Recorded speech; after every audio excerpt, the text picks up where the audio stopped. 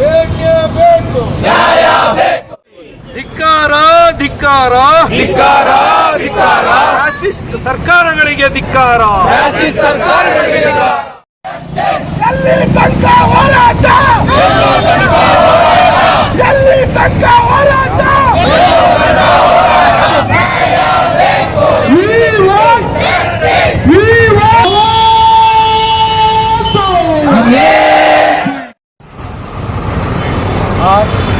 Social Democratic Party of India की जानिब से हम लोग हरियाणा, मणिपुर, मेवात, जहां कहीं भी मुसलमान, दलित, आदिवासी, क्रिश्चियन, भारत में जिस किसी को ऊपर भी जुल्म किया जा रहा है, इन तमाम लोगों के हक में आवाज उठाने के लिए आज social Democratic Party of India के ये नौजवान, ये मेरी माएं बहनें चिलचिलाती धूप में ये एहतजाज दर्ज करवा रही हैं। हम उन भाइयों के गम में और उन भाइयों के दुख में शरीक होना चाहते हैं और उन्हें पैगाम देना चाहते हैं, कोई पार्टी आपके हक में आए ना आए, कोई लीडर आपके हक में आए ना आए, इंशाअल्लाह Social Democratic Party of India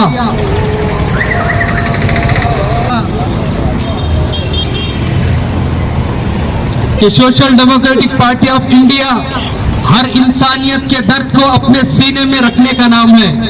social Democratic Party of India हर मजलूम की आवाज को बुलंद करने का नाम है।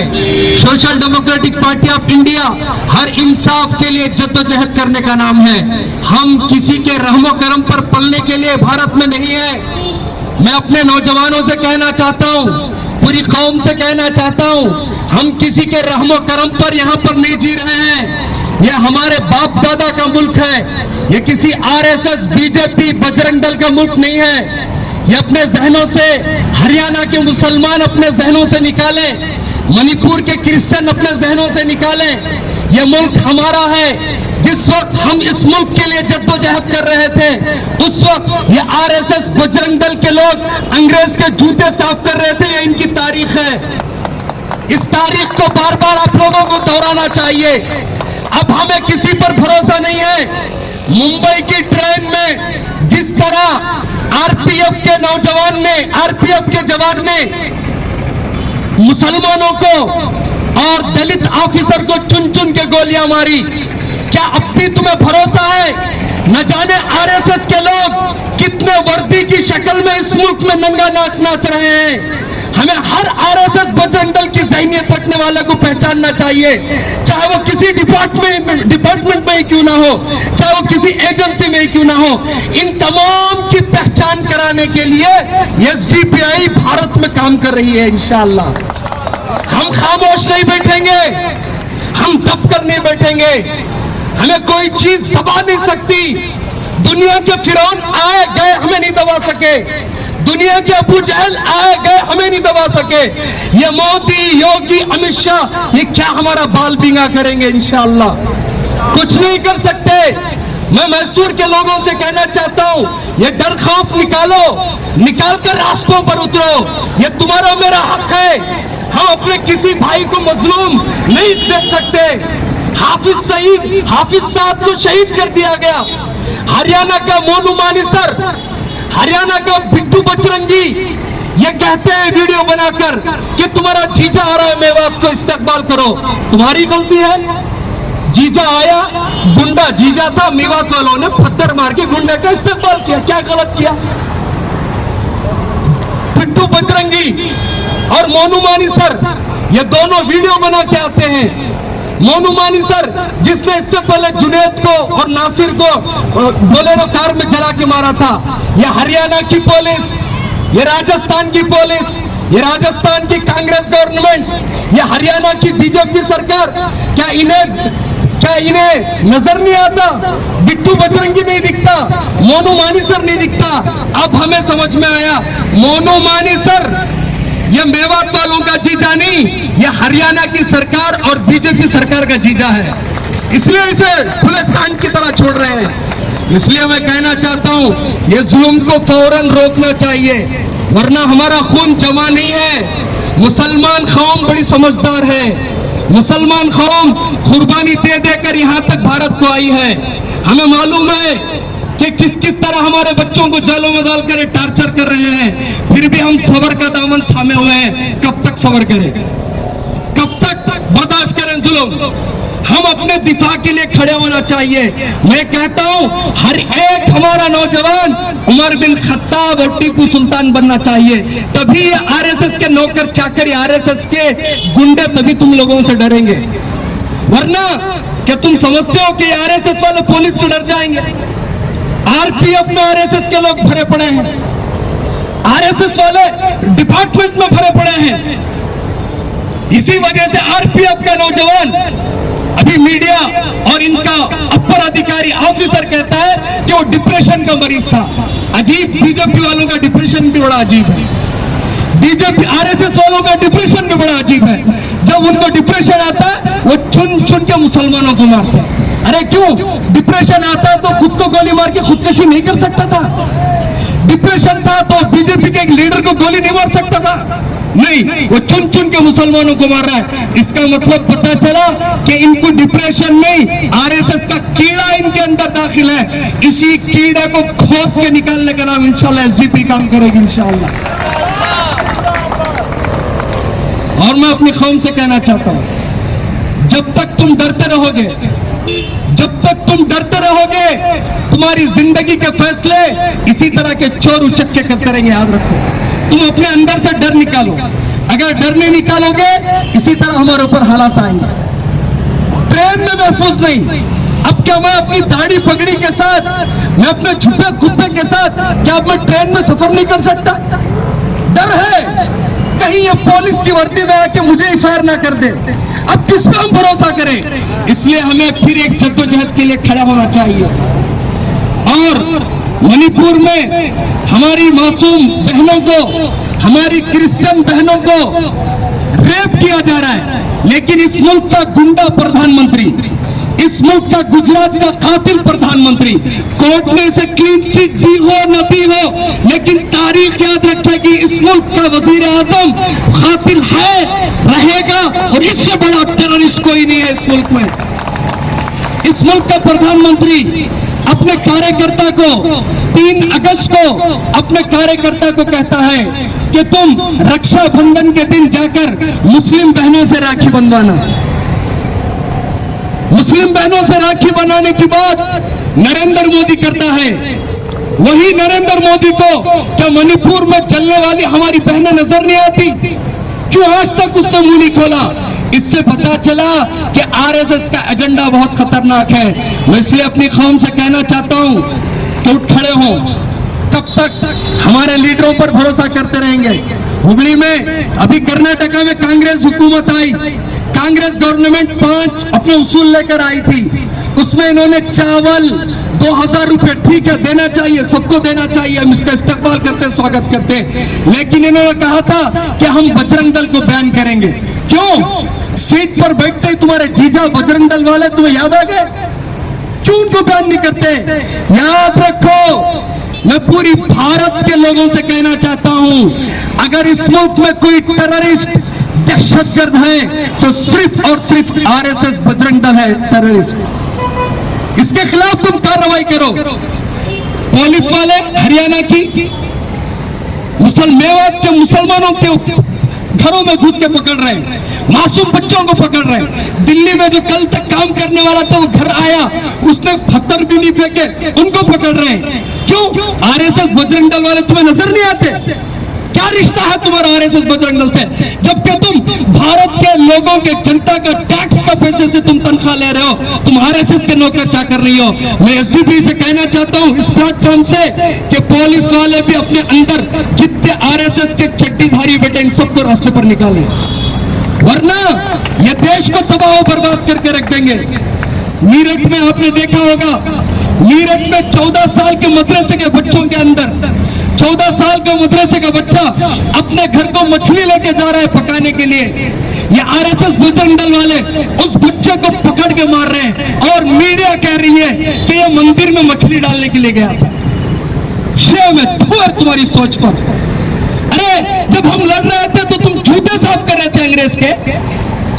जब हम लड़ रहे थे, खून दे रहे थे, उस वक्त तुम नौकरी चाकरी कर रहे थे। आज तुम्हें क्या हुकूमत मिली? आज तुम इसी कौम को इरगमाल बना रहे हो। लेकिन दिन बदलते हैं, याद रखो। रात है तो दिन आएगा, दिन है तो रात भी आने वाली है। आज हम खामोश बैठे, इंशाल्लाह एक दिन आएगा, चुन चुन के तुम्हारा हिसाब हम इंशाल्लाह हम चुकाएंगे। चाहे वो किसी में भी हो, हमें क्या डर है? हम डरने वाले नहीं है, हमें खौफ है ही नहीं, हमें डर है ही नहीं। हम डरते हैं तो सिर्फ अपने खालिक और मालिक अल्लाह से डरते हैं, हम किसी से डरने वाले नहीं है। मैं सबसे कहना चाहता हूँ, किसी तरह हमें जद्दोजहद करनी पड़ेगी। एसडीपीआई सिर्फ प्रोटेस्ट करने की हद तक नहीं है, जितना लीगली सपोर्ट उन मजलूमों को देना चाहिए हम लोग देंगे। और एक दिन आएगा तो चुन चुन कर रास्तों पर घसीटेंगे इंशाअल्लाह। फिर यूपी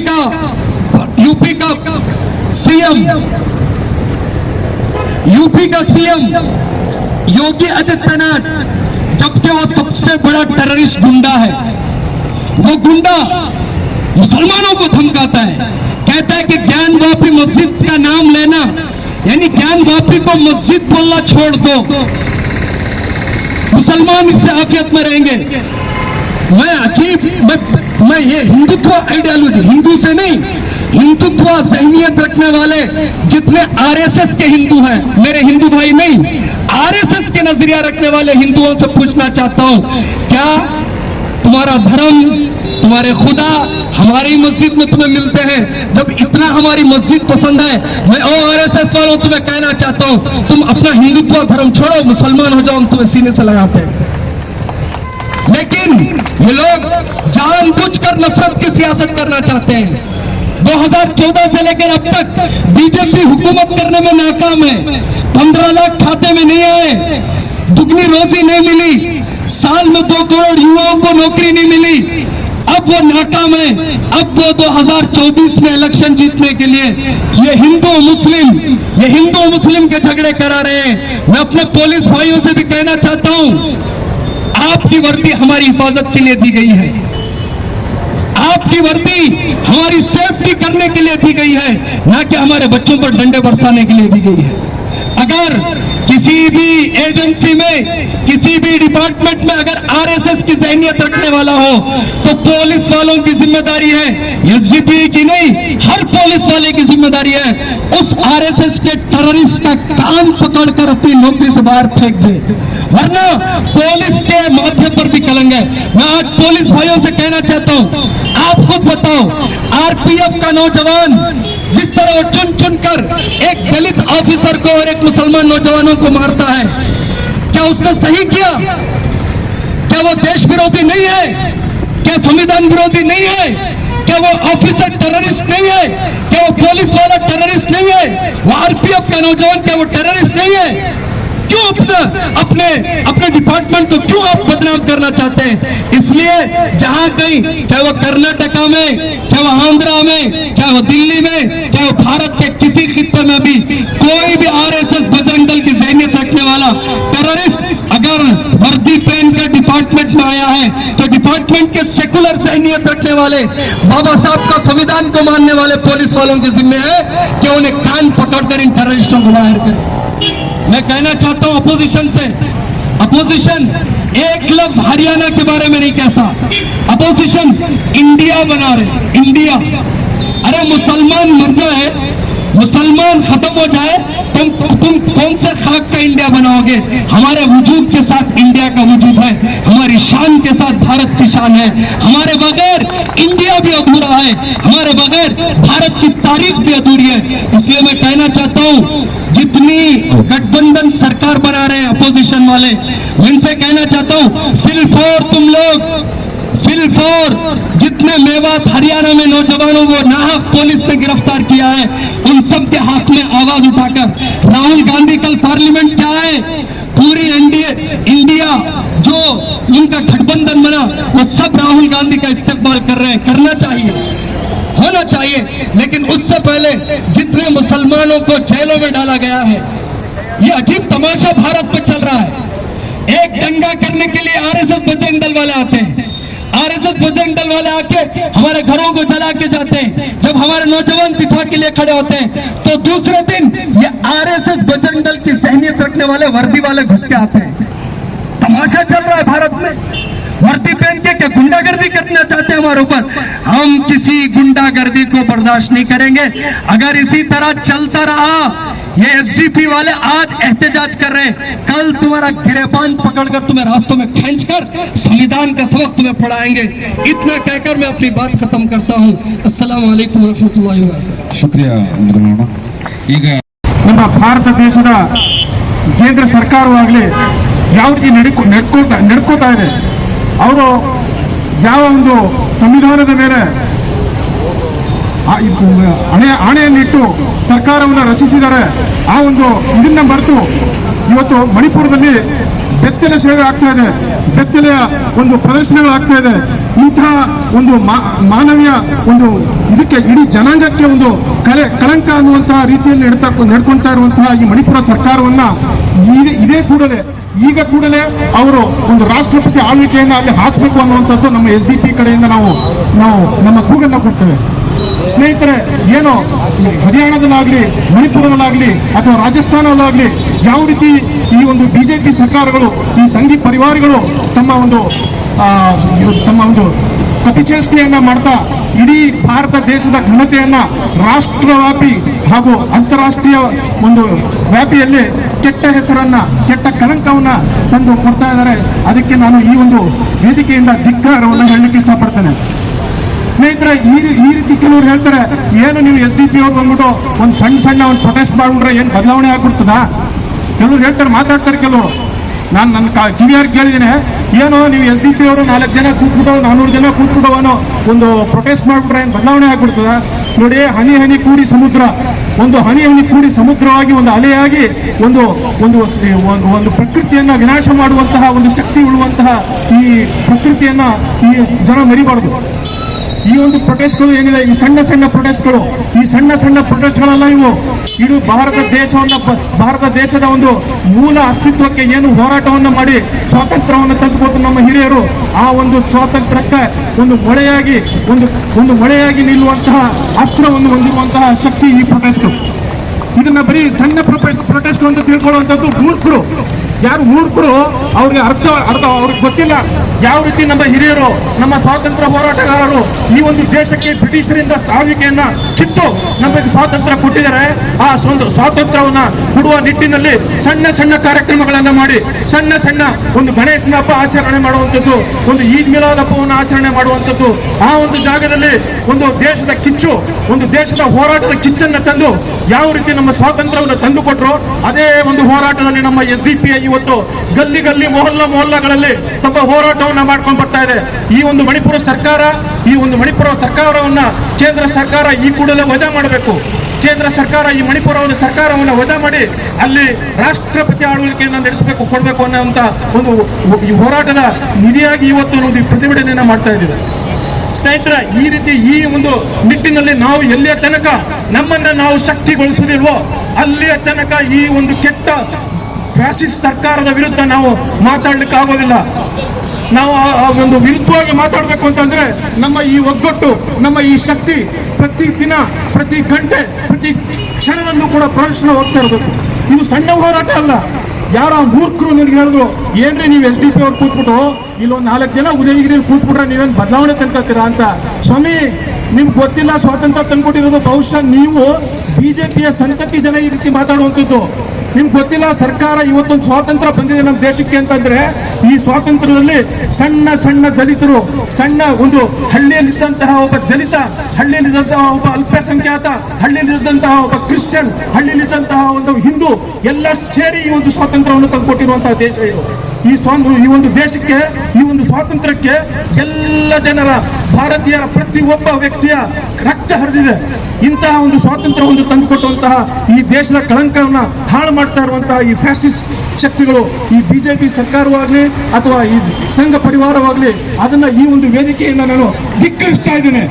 ಸ್ನೇಹಿತರೆ, ನಾವು ಈ ಒಂದು ಒಗ್ಗಟ್ಟನ್ನ ಎಲ್ಲಿಯ ತನಕ ಪ್ರದರ್ಶನ ಮಾಡೋದಿಲ್ವೋ, ನಾವು ಈ ಒಂದು ಒಗ್ಗಟ್ಟನ್ನ ಎಲ್ಲಿ ಇವತ್ತು ಅಂಗಡಿಗಳಲ್ಲಿ ಕೊಂಡ್ಕೊಂಡಿರುವಂತಹವರು ಅಥವಾ ಮನೆಗಳಲ್ಲಿ ಅಯ್ಯೋ ನಾವು ಮುಂದೆ ಬಂದ್ಬಿಟ್ರೆ ನಮ್ಮ ಫೋಟೋ ಹೊಡ್ಬಿಟ್ಟು ಪೊಲೀಸರು ನಮ್ಮನ್ನು ಎಲ್ಲೋ ಕರ್ಕೊಂಡು ಹೋಗ್ತಾರೆ. ಇಲ್ಲ ಸ್ವಾಮಿ, ಪೊಲೀಸವ್ರ ಮಗನೇ ನಾನು ಒಬ್ಬ ಪೊಲೀಸ್ ಅಧಿಕಾರಿ ಮಗ. ನಾನು ಒಬ್ಬ ಪೊಲೀಸ್ ಅಧಿಕಾರಿ ಮಗ ಆಗಿ ಯಾಕೆ ಇವತ್ತು ಈ ಒಂದು ಪಕ್ಷಕ್ಕೆ ಸೇರಿದ್ದೀನಿ, ಯಾವ ಕಾರಣಕ್ಕೋಸ್ಕರ SDP ಸೇರಿದ್ದೀನಿ ಸ್ವಾಮಿ. ಇವತ್ತು ನಾವು ನಮ್ಮ ಶಕ್ತಿಯನ್ನು ಯಾವ ರೀತಿ ನಮ್ಮ ಸ್ವಾತಂತ್ರ್ಯ ಹೋರಾಟಗಾರರು ನಮ್ಗೆ ಒಂದು ದಾರಿ ದೀಪವಾಗಿ ತೋರಿಸಿದ್ದಾರೆ, ನಮಗೊಂದು ದಾರಿ ದೀಪ ಮಾಡಿಕೊಟ್ಟಿದ್ದಾರೆ. ನೋಡು ಮಗ, ನೀನು ಸ್ವಾತಂತ್ರ್ಯವಾಗಿ ನಿನ್ನ ಜೀವನವನ್ನು ನಡೆಸ್ಕೊಂಡು ನಿನ್ನ ಒಂದು ಪ್ರತಿಷ್ಠೆಯನ್ನು ನೀನು ಕಾಪಾಡ್ಕೊಂಡು ಹೋಗ್ಬೇಕು ಅಂತಂದ್ರೆ ಬಾಬಾ ಸಾಹೇಬ್ ಅಂಬೇಡ್ಕರ್ ಅವರು ಕೊಟ್ಟಿರುವಂತಹ ಸಂವಿಧಾನವನ್ನು ಮೇಲೆತ್ತಿಡಿ. ಆ ಮೇಲೆತ್ತಿಡಿದು ಆ ಸಂವಿಧಾನ ದಾರಿಯಲ್ಲಿ ಹೋಗು. ಈ ಅಜಿಟೇಷನ್ ಆಗಲಿ, ಈ ಪ್ರೊಟೆಸ್ಟ್ಗಳಾಗಲಿ, ಈ ಪ್ರತಿಭಟನೆಗಳಾಗಲಿ, ಅಥವಾ ನಾವು ರಾಜಕೀಯವಾಗಿ ಹೋರಾಟವನ್ನು ಮಾಡುವುದಾಗಲಿ, ಇದೆಲ್ಲ ವ್ಯರ್ಥ ಆಗೋದಿಲ್ಲ ಸ್ವಾಮಿ. ಇದು ಒಂದು ದಿನ ನಮ್ಮ ಬಾಬಾ ಸಾಹೇಬ್ ಅಂಬೇಡ್ಕರ್ ಅವರಾಗಲಿ, ಗಾಂಧೀಜಿರವರಾಗಲಿ ಏನು ತಮ್ಮ ಆಶಯದೊಂದಿಗೆ ಈ ರಾಷ್ಟ್ರವನ್ನು ಕಟ್ಟಿದ್ದಾರೆ, ಆ ರಾಷ್ಟ್ರ ಪುನರ್ ನಿರ್ಮಾಣ ಆಗ್ತದೆ ಅನ್ನುವಂತಹ ಒಂದು ನಂಬಿಕೆಯೊಂದಿಗೆ ನನ್ನ ಈ ಮಾತನ್ನು ಮುಗಿಸ್ತಾ ಇದ್ದೇನೆ. ಈ ವೇದಿಕೆಗೆ ನನ್ನ ನಮಸ್ಕಾರ. ಅಸ್ಸಲಾಮು ಅಲೈಕುಂ ರಹಮತುಲ್ಲಾಹಿ.